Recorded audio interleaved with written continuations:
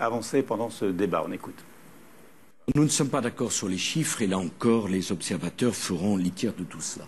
Alors, il y a eu beaucoup de chiffres qui ont été avancés hier.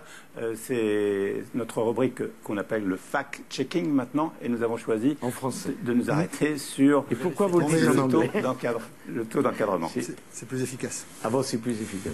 12 millions d'enfants scolarisés dans nos écoles, 1 million d'adultes.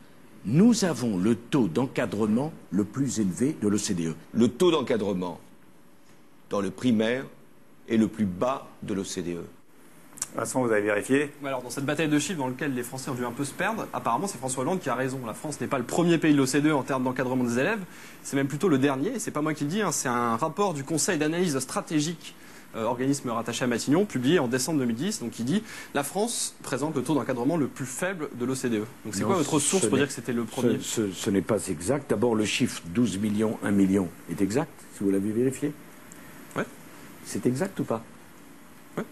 Parfait. Mais en tout cas, le chiffre, en tout cas, le Conseil cette d'analyse stratégique... timidité remarquable pour dire que j'ai raison. Non, mais sur le chiffre en question, sur votre phrase en question. Charmant. Le rapport dit que la France est le dernier, vous dites que c'est le premier. La Corée du Sud et le Japon ont un taux d'encadrement plus bas que le nôtre. C'est pas ce que dit le rapport, en tout cas. Donc on est plus bas, Je vous livre ces chiffres.